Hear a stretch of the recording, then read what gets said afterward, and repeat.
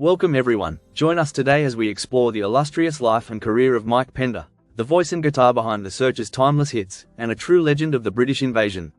So let's dive in.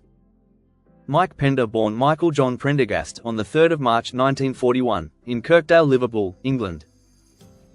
Born into a working-class family where music and culture played a significant role in daily life, his early years were shaped by the rich cultural environment of Liverpool during the post-war era, a hub for skiffle and rock and roll influences, sweeping across the UK, penetrating the youth psyche nationwide. Mike was drawn to music at a young age, inspired by American rock icons like Buddy Holly, and he diligently honed his skills on guitar, motivated by the shimmering sounds of Hank Marvin and the Everly Brothers. During his adolescence, Mike balanced his passion for music with pragmatic work, taking a day job at Charles Birchall and Sons in Liverpool's printing industry, all while immersing himself in the local music scene. This period saw him developing his distinctive guitar style, particularly his mastery of the 12-string Rickenbacker, a key contributor to the chiming, melodic sound that would later define the Searchers. In the late 1950s, Mike's path converged with John McNally, with whom he forged a strong friendship based on their shared musical ambitions. They were part of an evolving skiffle outfit known initially as the Army Generations. The group underwent changes, shedding early members and refining its sound and identity until in 1957, Mike decisively proposed the name, The Searchers, inspired by the 1956 John Wayne Western film. His passion for westerns and personal investment underscored his role as a band co-founder and catalyst. The Searchers' early lineup solidified with Tony Jackson on bass and vocals, Chris Curtis taking over drums and adding vibrancy to the group's delivery, and Johnny Sandon for a brief stint as lead vocalist.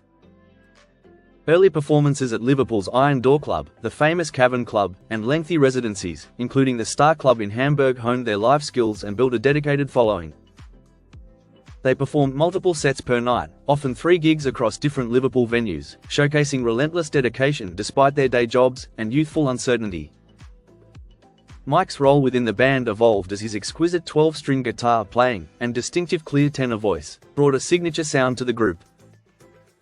After initial recordings featuring Tony Jackson on lead vocals, Mike took on more lead singing duties, becoming the voice behind their breakthrough hits like Needles and Pins and Don't Throw Your Love Away, tracks that reached #1 in the UK charts and cemented their place in Merseybeat history. His lead singing was tightly woven with Chris Curtis's harmonies, creating a powerful blend often heard on iconic performances like The Ed Sullivan Show.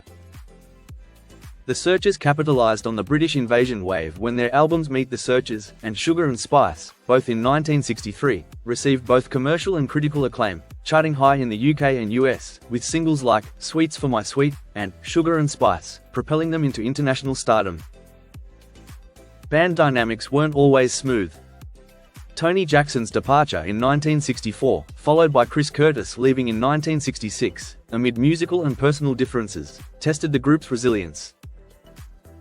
Frank Allen replaced Jackson on bass and vocals, and the band adapted by integrating more contemporary folk and rock influences while continuing their classic melodic rock approach. Even as musical tastes shifted in the late 60s and 70s, the Searchers maintained a loyal fanbase, touring extensively and releasing albums like It's the Searchers in 1964, Sounds Like Searchers in 1965, and Take Me For What I'm Worth, also in 1965. After departing the Searchers in December 1985, Mike decided to pursue new musical directions and formed his own band, Mike Pender's Searchers. This group was dedicated to preserving and revitalizing the classic 12-string guitar sound and melodic style that Mike helped popularize with the Searchers. Their repertoire blends Mike's enduring vocal and guitar talents with fresh material and a selection of classic rock and roll covers from icons like Buddy Holly, The Drifters, and Roy Orbison. A career highlight was their 1994 performance aboard the RMS Queen Elizabeth II, celebrating the ship's 25th anniversary, underscoring Mike's ongoing international appeal. Mike's musical efforts have largely focused on live performances with Mike Pender's Searchers, and various compilations and re-recordings. Key album releases include Mike Pender's Searchers in 1981, and That Was Then This Is Now in 1999, featuring a mixture of re-recorded classics and new songs. While Mike has not released widely recognized solo studio albums under his own name, his relentless touring has secured a strong multi-generational fan base across the UK, Europe, the US, and Australia. His iconic instruments have been central to his lasting sound, especially his 12-string Rose Morris Rickenbacker, which became legendary before being stolen. Alongside that, guitars like his Gibson ES-345 and Burns Tri-Sonic have showcased his lifelong dedication to authentic and high-quality musicianship. In recognition of his significant contributions to music, Mike Pender was appointed a member of the Order of the British Empire, MBE, in the 2020 New Year Honours, affirming his cultural legacy within the British music landscape. On a personal note, Mike has shared his life with his wife May since the early 1960s. The two first met at the Cavern, and before heading off to America in 1963, Mike proposed, not wanting to risk losing her while touring the world. Their marriage has remained strong through decades of music and travel, with May often working alongside him as his road manager and trusted partner. In the 1970s, the couple opened an antique shop together, reflecting their shared love of history and craftsmanship. They raised 3 children, Michael, Stephanie, and Nathan, but suffered the heartbreaking loss of Nathan in a motorcycle accident in 2009. In later years, Mike reflected deeply on his life and career in his 2019 autobiography, The Search for Myself. Today, he and May continue to live quietly in a converted barn near Malpas, Cheshire, cherishing family and the enduring memories of a remarkable journey.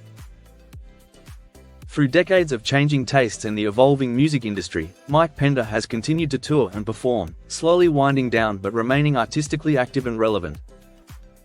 The Search's farewell tours in the late 2010s through 2025, including a scheduled final Glastonbury performance, marked the end of an era but also a celebration of a formidable legacy that Mike helped build with integrity, passion, and a distinct British touch. And there you have it. From Mike's journey as a young Liverpool lad to an enduring music icon is a testament to talent, hard work, family, and an undying love for music, qualities that have made him a beloved figure in British pop music history, from the past, present and into the future. Thank you for watching. Don't forget to like and subscribe for more videos on your favorite artists, just like this. Take care and bye for now.